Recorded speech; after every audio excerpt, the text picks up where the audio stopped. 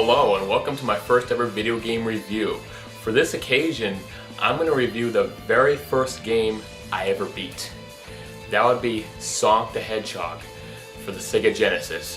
Of course, if you're not from North America, that would be the Sega Megadrive. So here's the classic intro from back in the day. Ah yes, look at that view. Wait.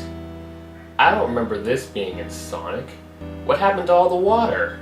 What happened to Sonic's eyes? What's with that creepy grin? It looks like Sonic in hell.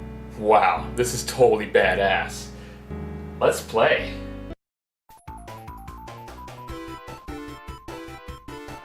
Okay, the classic Green Hill Zone. Everything seems completely normal now. Whoa!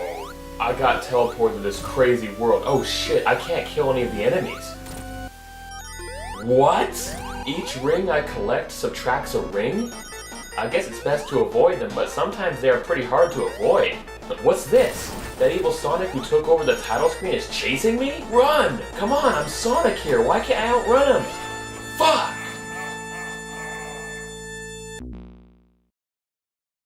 Okay, let's try again.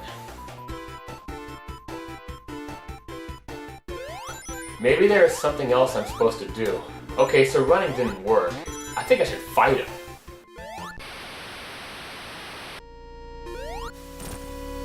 I don't care that he has blood red eyes and could be the spawn of some Sonic devil. I'm gonna kick his ass. Hey, why can't I hit him? Come on, you creep, be a man, let's fight! Okay, he's close now. I hit him. Oh, what? He still killed me. I should have known.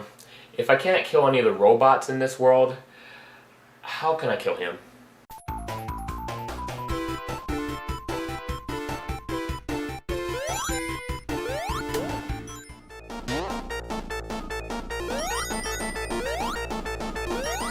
What do these monitor boxes do here?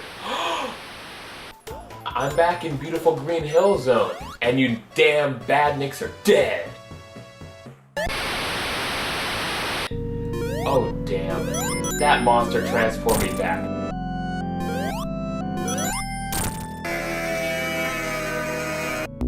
Fuck, I lost all my lives at the first level of the game.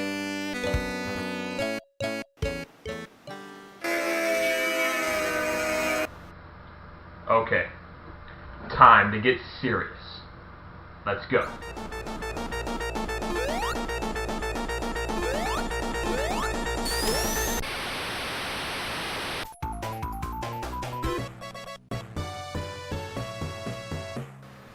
Okay, I made it to Act 2 this time.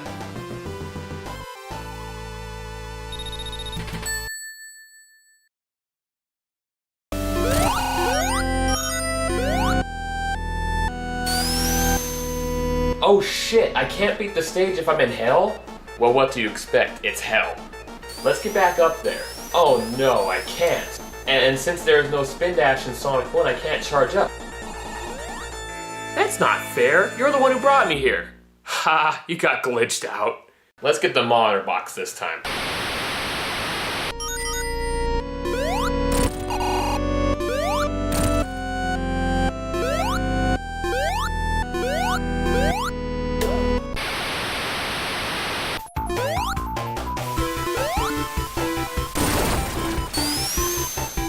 Yes! I beat it!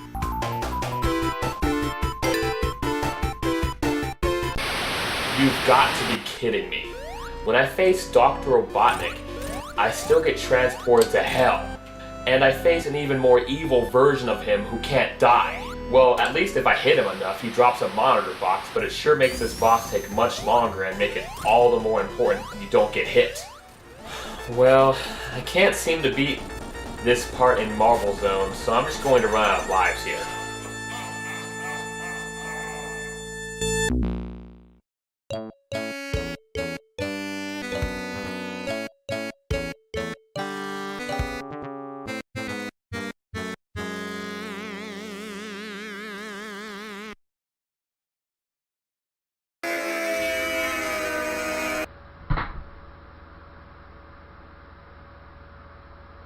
You know, it's really rude to stare, right?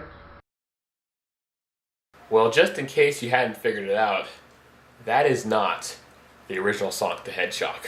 Instead, I played a ROM hack called an Ordinary Sonic ROM hack. Well, that name is partially correct. It has all the original stages, but everything else about it is completely out of the ordinary. I was playing a newer version, by the way, where every first enemy you kill in the real world gives you an extra life, or every time you first score points in the real world you get an extra life. In the original version, that's impossible. You don't get extra lives that way, so you get a lot more game overs. Here is the original Sonic the Hedgehog. Well, I don't have the original Sega Genesis cartridge, but this should work just as fine. Sonic Mega Collection on Nintendo GameCube.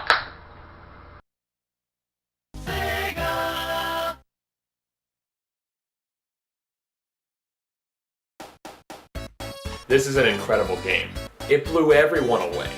In fact, the very first video game I ever played is Super Mario World. But I was so passionate about playing Sonic the Hedgehog that I beat that game first. Not only that, I beat Sonic the Hedgehog multiple times before beating a single Mario Brothers game. That says a lot because Mario games are really easy except for the lost levels. Sonic the Hedgehog still holds up today. While the spin dash wasn't invented until Sonic 2, it's still easy to pick up speed in this game. Now, the classic Mario games are games that many people would say are the best platformers ever. The greatest classics. But what Sonic does that Mario doesn't besides run really fast is have better level design. The level design in Sonic the Hedgehog is superior even to the level design of Super Mario World, which came out the same year on the Super Nintendo. Each level in Sonic has multiple routes you can take to progress. I mean, look at even early on, Green Hill Zone. You can go on top of the hills, you can take this middle route here, or you can smash through the wall down here and progress that way. All Mario games back then had a very linear way of progressing. While some Mario levels did have alternate routes, they weren't as alternate as Sonic, if that makes any sense to you. I also like the bosses better. Mario games have decent bosses, but man, they are easy bosses. Usually they take only 3 hits to be defeated. Dr. Robotnik, on the other hand, takes 8 hits. Anyways, the goal of this game is obviously to get to the end of each level and defeat Dr. Robotnik and free animals. PETA would love this game. Playing as a heroic hedgehog, freeing animals from robots in giant containers. Mario's an animal killer, but not Sonic. Now, I don't mean to bash Mario. Mario is great, and Sonic definitely took some inspiration from him. But so has pretty much any other platformer. But Sonic does take it to a whole new level. Now let's talk about zones and bosses. So first we have the classic Green Hill Zone. Dr. Robotnik has a big wrecking ball that you must avoid while trying to hit him. Then there is Marble Zone, which is a fortress with some lava and these caterpillars, which you have to hit in the head. Hit anywhere else, and you get hurt. Robotnik flies a machine that drops fire. Makes sense. Then there is Spring Yard Zone, full of things that bounce you around and are somewhat annoying sometimes, but still fun. Robotnik tries to stab you with a spike and break down the bridge you are standing on while he's at it. Then there is Labyrinth Zone, where the most terrifying music in video game history plays.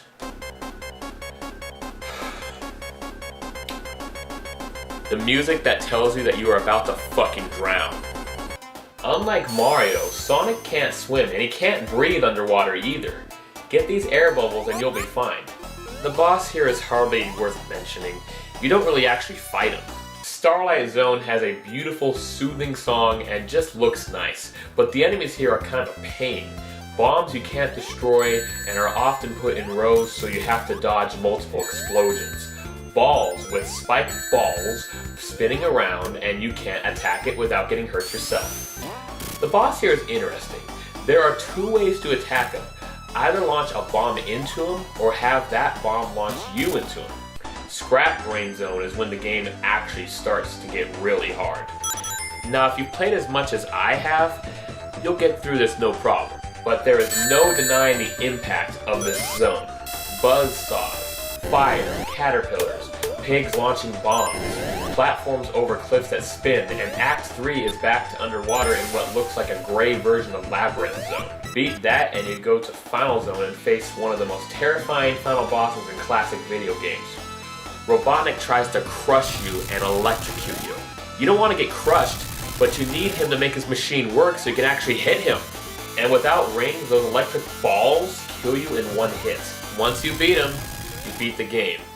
But there is one thing. If you don't get all 6 Chaos Emeralds, yes, there are only 6 in this game, Robotnik laughs at you at the end, letting you know what you missed. You have to complete Act 1 or Act 2 of a zone with 50 or more rings to get a giant ring to appear and jump in it to go to a special stage. These special stages can be pretty challenging. Being how long it has been since I played this game, it took me multiple playthroughs to get all 6 emeralds. It was insane because I had failed on some special stages and I finally got the last Chaos Emerald on Starlight Zone. Technically, you could get the last Chaos Emerald on Scrap Brain Zone Act 1, but being how it's almost impossible to have very many rings when you get to the end of that act, I pretty much got the last Chaos Emerald on the final chance I could get it. And you get rewarded with a better ending. Sonic summons the Chaos Emeralds, and then the flowers bloom at Green Hill Zone.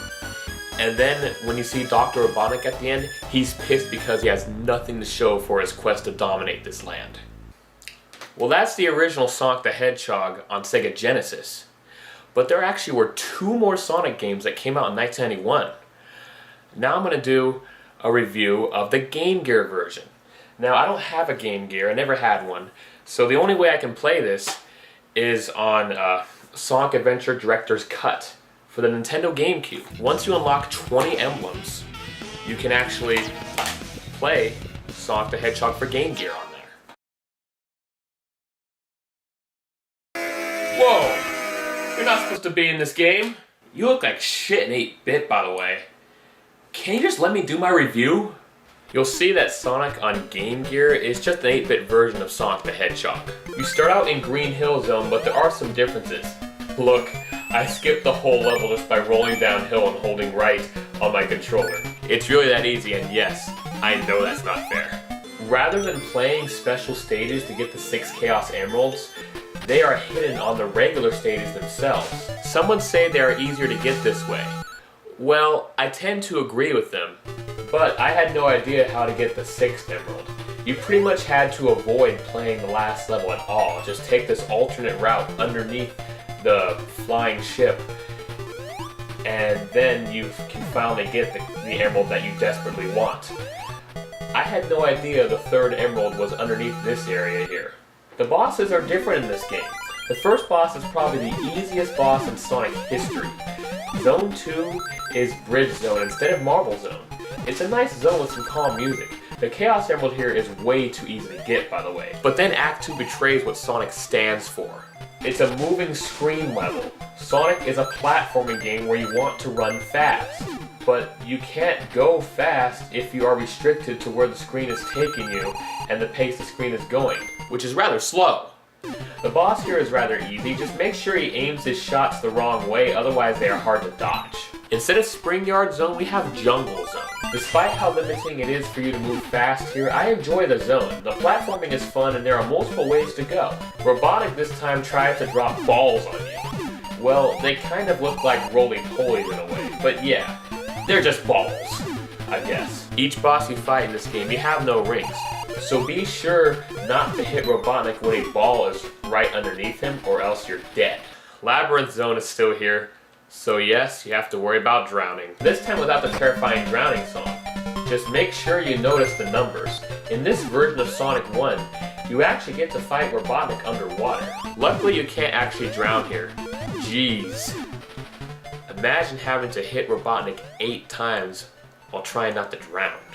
Scrap Brain Zone comes 5th instead of 6th in this game. It's not anywhere near as hard as the Genesis counterpart, but there are some challenges. Challenges such as trying to figure out where to go. There is no boss here. You're just chasing Robotnik, once again getting outrun by his fat ass, and that's it. Next zone. Skybase is the last zone. Act 1 is pretty challenging if you're not careful. There are lots of opportunities to fall to your death, and make sure to pay attention to those crazy lightning lines Robotnik placed. They're everywhere. At Act 2, I just avoid dealing with the level itself so I can go after the final Chaos Emerald. Don't worry, I'll make this up to you later on in the video. Now, the final boss can be really hard if you haven't figured out his pattern and how to avoid his heat-seeking projectile. But once you figure that out, it's a piece of cake. So since I have all 6 of the Chaos Emeralds, I get the good ending where Sonic brings out the Chaos Emeralds and clears the dark clouds over the island. Now there is one more game I'd like to cover. Sonic the Hedgehog on the Sega Master System. I have this downloaded to my Nintendo Wii, by the way.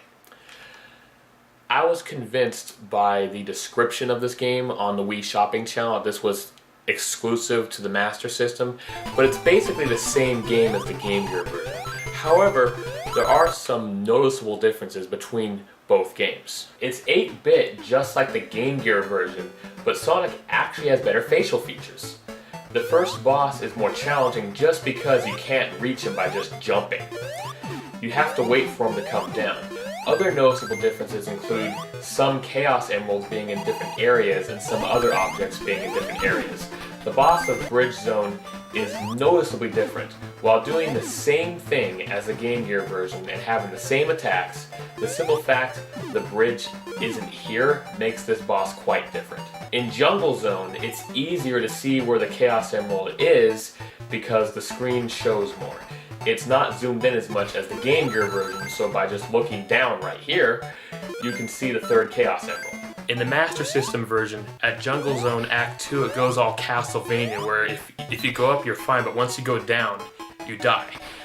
I enjoy the Castlevania games, but it's such a pain in the ass to just die by just going down just a little bit. Now, I told you I'd make up for skipping the last level and just getting the Emerald. Now I'll actually play the level.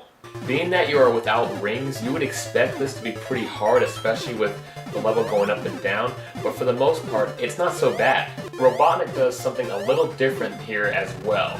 So now he has this wall of electricity, but it eventually runs out of energy for a while. Just make sure you manipulate where these electrical things go and time their pattern and you'll win. But make sure to dodge the heat-seeking projectile as well. Without all the Chaos Emeralds, the dark clouds remain above the island. Overall, all 3 of these games are awesome. The Genesis version is definitely superior. The level design is better, the bosses are more interesting besides the 4th boss. Of course, the graphics are better being on the 16-bit Sega Genesis, but I like how in the 8-bit versions, how it shows the island you are on and the route you are taking. It's really cool. The 8-bit versions of Sonic 1 started the idea of getting an extra life every 50,000 points. The Genesis version doesn't have that, however ring collecting is better on Genesis. On the 8-bit versions, once you get to 100 rings, you get an extra life. But they start you over at 0 rings, therefore if you just got 100 rings near the end of the stage, you are seriously sacrificing your score, and since scoring 50,000 points gives you an extra life, sometimes you aren't sure whether you want to get the extra life from 100 rings or avoid resetting to 0 rings and lowering your score, making it take longer to get to 50,000 points. How hard could it have been to have the game count to above 100 rings? They have your score count to hundreds of thousands, but they can't have rings count to above 100? In the Genesis version, your rings count above 100, so if you get 100 rings, you get an extra life without dropping to 0. You can get to 200 rings and still keep all the rings and get another extra life. It feels more rewarding getting all the Chaos Emeralds on the Genesis version. Having to finish a stage with enough rings in order to even make it to the special stages, and then beat the special stages to get all the Chaos Emeralds, is definitely more challenging than finding on the 8-bit version. On the 8-bit versions, you can just memorize where each emerald is. But at least they improve your score at the end when you collect them all. Also, the signposts work differently. In the Genesis version, it's Robotnik on one side and Sonic on the other side, indicating Sonic saved this territory from Robotnik. However, in the 8-bit version, the sign starts with a question mark, and depending on the circumstances, determines what's on the other side. Normally it will be Robotnik, so then you don't get any bonuses. If you're out of rings, a ring will appear and you'll get 10 rings. If you lose a bunch of lives, Sonic will appear and you'll get an extra life. If you collect at least 50 rings, an exclamation point will appear and you get to play a special stage. Being that you already get Chaos Emeralds throughout the normal stages, the special stages serve as a means to collect rings, increase your score, get extra lives, and get continues. What I like about these special stages is that they most represent regular stages in Sonic out of any special stage in Sonic games. They represent them better because you're platforming on the ground like normal, except with a bunch of springs and no enemies. But the Genesis special stages are definitely harder. The Sonic the Hedgehog franchise start off really strong with these titles. I recommend all three of them.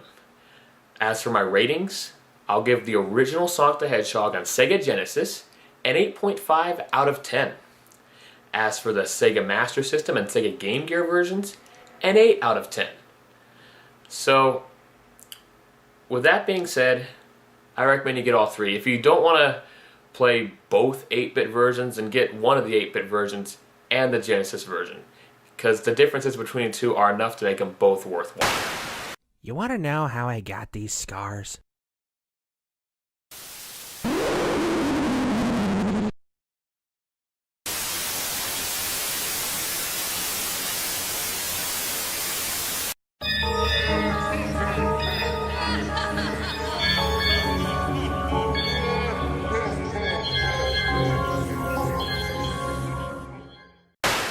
Dude, you have a serious problem with your eyes, man. Here, use these eye drops.